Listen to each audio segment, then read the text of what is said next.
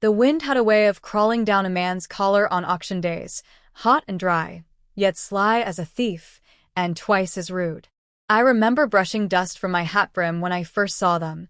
3 women in chains, bellies heavy with child, eyes that held no plea. Just silence.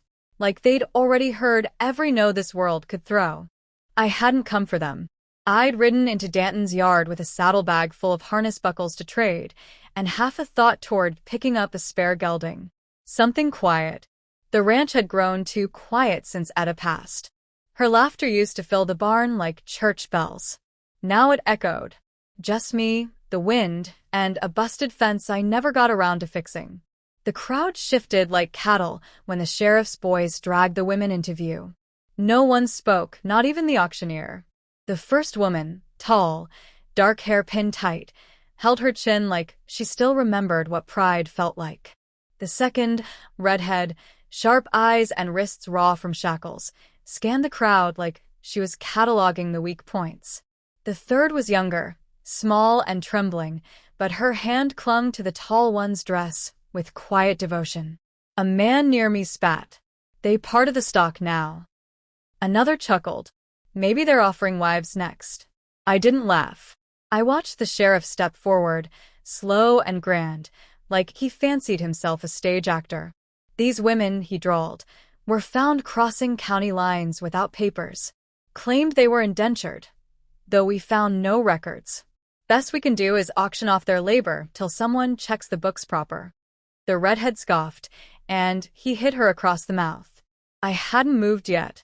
My boots were planted firm, my hands idle. I was no hero, just a widower with a sore knee and too many empty plates at home. But something about the way the tall one locked eyes with me, like she saw something I'd buried deep, set my gut twisting. $10 for all 3, I heard myself say. The words startled even me. A hush fell. The sheriff blinked. Sir? I said 10. I repeated, louder this time. You selling labor? I got fences need mending and hands are hard to come by. He hesitated. Someone in the back whistled. I reached into my saddlebag, pulled out the silver I'd meant for a horse, and tossed it onto the block. The clatter rang louder than the sheriff's gavel. Sold, the auctioneer muttered. To the man in the brown hat. The chains hit the dirt with a sound like thunder. They didn't speak on the wagon ride home. Dust kicked up behind the wheels, and the sun dropped low like it was ashamed of what it had seen. I gave them water, but they passed it between themselves first. The redhead, later I'd learn her name was Josie, watched the road like someone expecting wolves. The youngest girl clung to the tall one's arm, burying her face in the fabric. I tried small talk. Name's Boone, I offered. Boone Keaton. Ranch sits west of the river bend. No answer. Just the wind and wagon creak. You got names? Still nothing. But the tall one, Clara, I'd come to know, gave me a look. Not cruel, not kind, just a deep sort of knowing. Like she was weighing me in some balance I couldn't see. Back at the ranch, I showed them the barn house. It had 3 cots, a stove, and windows that needed recocking. I offered blankets, jerky, and what bread I had left. Clara took the food with a nod. Josie didn't touch hers. You're not prisoners, I said, though it felt foolish even as I said it. I just couldn't leave you like that. Still no words. The youngest, her belly round as a harvest moon, curled up on the nearest cot and closed her eyes like she'd finally made it past some finish line. I left them there and went out to split wood. It was habit more than necessity. The axe swung cleaner when my head was fogged. But every strike drove home a question I couldn't answer. What had I just brought into my home? Later that night, I sat on the porch with my coffee, watching moths dance around the lantern flame. From inside the barn house came soft murmurs, a laugh, then a lullaby I hadn't heard before. Not one Etta used to sing, something older, foreign maybe, but it curled in my chest like a slow fire. I hadn't planned any of this. I wasn't looking to be anybody's savior. But as I sat there, the stars brighter than usual and the air full of a sound I hadn't heard in years, hope, maybe, I thought back to the auction. To those eyes, calm, and full of something more than fear. Didn't know it then, but the moment their chains hit the dirt, mine started to break too. The next morning came pale and cold, the kind that slips under your clothes before the sun decides to do its job. I found the barnhouse door ajar and the smell of something warm drifting through the quiet. Clara stood at the stove, stirring oats like she'd been born with a spoon in her hand. Josie was oiling a busted hinge from the barn gate, and the younger girl sat on the stoop with a blanket over her knees, humming soft to herself and watching the chickens scratch at the frost. None of them had asked permission. None had needed to. I cleared my throat. Coffee's hot in the kitchen if you want it. Clara didn't stop stirring. We already made a pot, she said. Her voice was even low, touched with the South, but not twangy like most around here. She didn't look up when she spoke, like offering comfort without invitation was her way. Josie shot me a glance, sharp and fast. You gonna ask what we're good for next? Or just let us earn our keep quiet? I leaned on the post, arms crossed. Didn't buy you to work. She snorted. Didn't say you did. The girl on the stoop looked up at me then, wide eyes, soft brown like creek water. She gave the faintest nod. It felt like a truce. Name's Myrtle, she said. I'm 18. They're my sisters. That, I could tell, was a lie. Clara finally turned. We watch out for each other. That's all that matters. I didn't press. A man learns when to leave a thing buried, at least until the ground softens. The day stretched long. They worked without asking, without complaint. Josie fixed the barn gate with the kind of precision most ranch hands never bother with. Clara found the broken pipe under the kitchen sink and wedged it tight with cloth and a bent nail. Myrtle swept the porch till it looked like it had been built yesterday. I tried to keep busy, mending fence posts and pretending not to watch them as much as I did. By supper, they'd cooked beans and cornbread, laid it out on the old table, without ceremony. Clara said grace in a whisper, words too quiet for me to catch, but heavy enough to hush even Josie's usual side glances. It wasn't until after dark, while I stacked firewood behind the house, that Clara stepped outside. She didn't come close, just leaned against the far post, her arms wrapped across her middle like she could shield the child inside from memories she hadn't spoken of. You think we're criminals? She asked. No, I said after a breath. But I think you're running. The wind shifted. I could smell sage on her skin, or maybe just the faintest trace of lavender from something packed long ago. There's worse things to be than criminals, she said. Sometimes survival wears the same clothes. I nodded. You gonna tell me the truth someday? When it's worth the risk. That was all. She went back inside and left me to my woodpile and my thoughts. The next few days passed like a rhythm, chores, quiet talk, wary glances softening by degrees. I found myself leaving extra eggs near the barnhouse, mending Myrtle's shoes when I noticed the soles were coming loose. Josie caught me once, her eyes less sharp than usual. You always this decent? She asked. No, I admitted. Used to be better. Then life broke that in me. That night, I couldn't sleep. Wind howled through the eaves, and the fire crackled like it was trying to whisper something. I stared at the ceiling and thought about Etta, how she used to believe every soul deserved a second try, even when they didn't ask for it. I remembered the letter she left, the one I never burned. Keep your hands open, Boone. People fall into them when you least expect it. I used to think she meant stray calves or neighbors in need of a barn fix. Now I wasn't so sure. 3 nights later, I found Myrtle in the stable, sketching something in the dirt with a stick. She jumped when she saw me, but I raised a hand. Just checking on the mare. She looked down at her drawing, winding lines and boxes, some kind of crude map, maybe. She wiped it clean fast. Don't like folks seeing my doodles, she mumbled.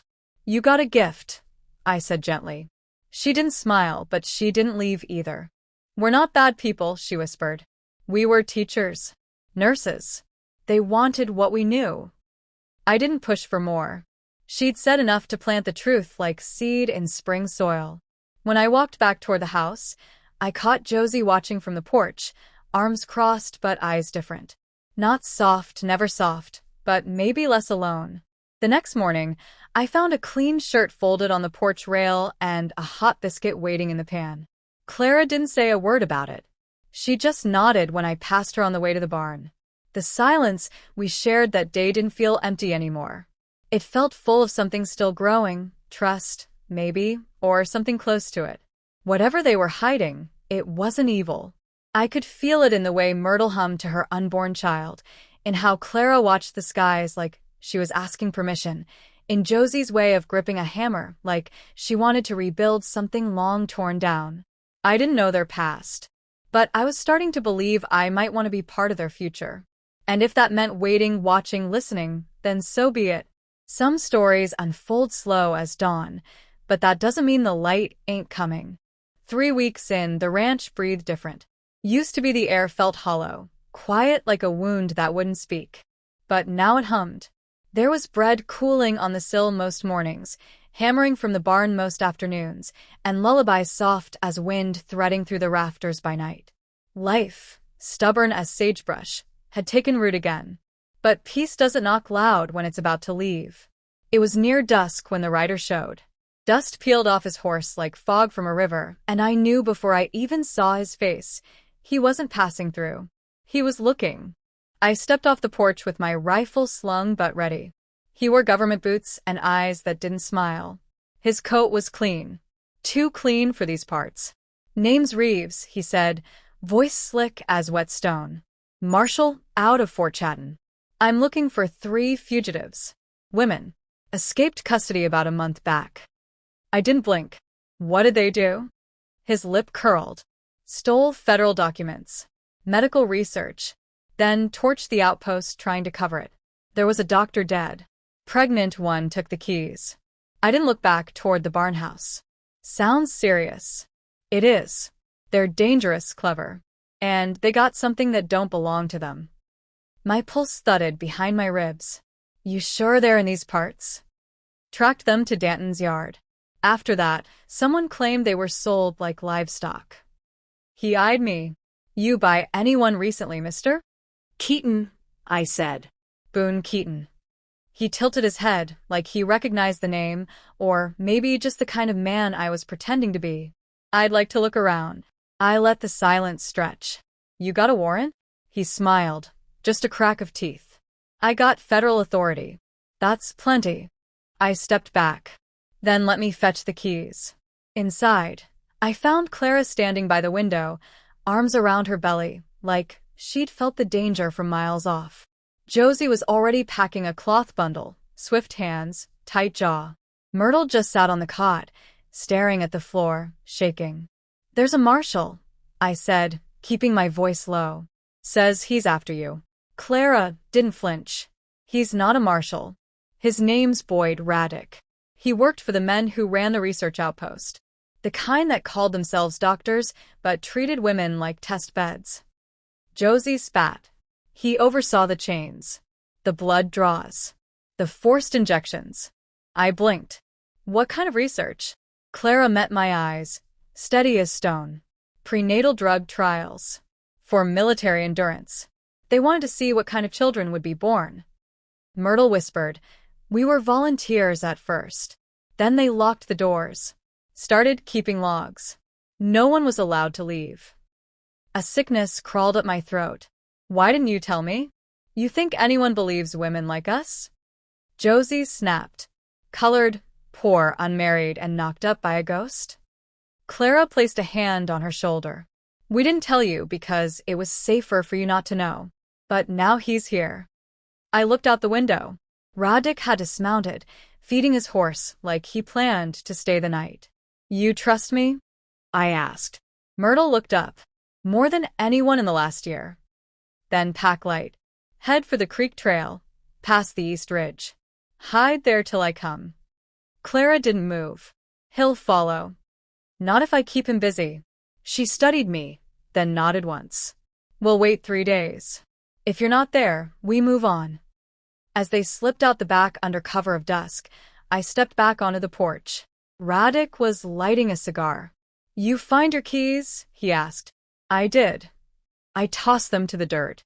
"You won't be needing them. There's no one here but me and my memories." His smile turned sharp. You obstructing an investigation? No, I said slowly. I'm refusing to let evil walk through my door in a borrowed batch. He stepped forward. Careful, Keaton. I got no qualms adding another grave to this county. I kept my hands at my sides. You won't need to. He moved like lightning, drawing his pistol with practiced cruelty. But I was a rancher, and ranchers move quicker when something threatens their home. I ducked, grabbed the iron hook from the woodpile, and swung. It cracked against his ribs, sent him stumbling. He fired once, missed wide. My shoulder burned where the shot grazed me, but I didn't fall. I drove him back with 2 more swings before he scrambled to his horse, cursing. You'll pay for this, he snarled, clutching his side. I already have, I said, but not for this. He rode off in the dark, leaving dust and blood behind. I fell to one knee, breath ragged, the fire of the wound clawing at my arm. But I smiled through it, because I'd bought 3 women from a world that wanted to own them, and tonight, I'd given them their first real freedom. The price? Maybe my safety, maybe my land, but not my soul. And somehow I knew they'd be waiting on that ridge, stars above them, trust between us like a new road forming in the dark. It took me half a day to patch the wound. The bullet hadn't gone deep, burned like hell, but missed anything vital. Still, I moved slow, arm stiff in its sling and ribs sore from where I'd collided with the porch rail. I spent the next day clearing signs from around the barnhouse, hoof prints, boot marks, anything Radek might use if he doubled back. But mostly I watched the ridge. 3 days passed, then a 4th. The wind carried no voices, no smoke, no sign of them. A small part of me feared they'd gone east, far past where a man like me could follow. But on the morning of the 5th, just as the sun cracked the sky open like a soft egg, I saw a shimmer on the hill. A flicker of movement. I saddled my horse and rode slow, heart tight. As I crested the rise, the creek bent in a silver curve below, and there, among cottonwoods and juniper scrub, stood 3 figures, worn, tired, but unbroken. Clara rose first. Her hand rested protectively on her belly, now fuller, carrying its burden with quiet pride. Josie met my eyes next. Her arms were crossed, but the usual bite behind her gaze had softened. A readiness had replaced it, still guarded but not closed. Myrtle stepped forward. She held something in both hands. A book, worn at the spine. You came, she said, voice catching. I said I would. She nodded. Then we believe you now. Clara reached into her satchel and pulled out a folded paper, yellowed, creased. She handed it to me. Proof, she said. Everything.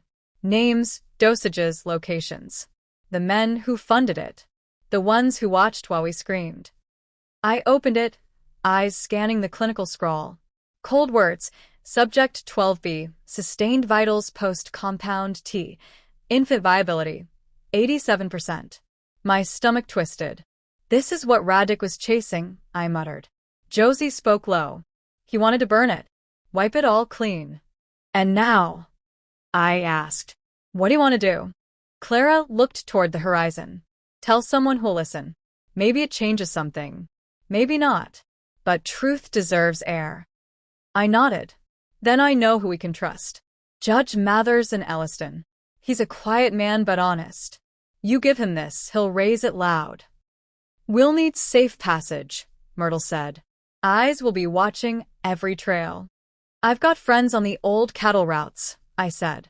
Men who owe me favors. We'll ride in pairs, take the long way. It'll take a week, maybe more. Clara smiled then, just barely, but it was real. You're willing to risk that? I already did, I said. And I'd do it again. We moved that night. The journeys stretched long and rough. Rain came on the 2nd day, heavy and relentless, turning dirt to soup and slowing the horses. Josie nearly lost her mare to a sinkhole crossing, but I pulled her free, and she looked at me like maybe I was more than a stranger. On the 5th night, we made camp under a limestone bluff. I couldn't sleep. Neither could Clara. She sat beside the fire, rubbing her back. How far along? I asked. 7 months. I stirred the embers. You scared? Yes, she whispered. But not of the child. I'm scared it'll come into a world that still doesn't believe women like us deserve to live free. You changed that already, I said. By surviving. She was quiet for a time. Then, did you lose someone? Before all this? I nodded. Wife. Etta. 5 years back. Fever took her. She was the one who kept me decent. She'd be proud of you. I hope so. On the 8th day, we reached Elliston. It looked smaller than I remembered, just a main street and a courthouse that leaned ever so slightly west. But Judge Mathers stood tall as ever, and when Clara handed him the papers, he didn't flinch. He read every word, asked 3 questions, then locked the folder in his safe and said, I'll bring this to the state capitol myself. They offered us protection, new names if needed, sanctuary on a government farm north of the valley. Josie declined. We're tired hiding. Just give us a place to stand. Myrtle, quiet for most of it, finally looked at me. What about you? She asked. You going back? I might, I said. But only if there's something to return for. They didn't answer then. But 3 weeks later, a letter came. Boone. The cabin's too quiet without your boots. The baby kicks every morning when I speak your name. Josie teaches the boys in town how to repair things properly, and Myrtle started drawing again. If you ever want to come sit under our porch light and call it home, you'd be welcome. Yours, Clara. I folded the letter and stared out across my field. The sun was low, the wind cool, and for the first time in years, I felt something like peace settle in my chest. I saddled up that night and rode toward the life I never knew I was waiting for.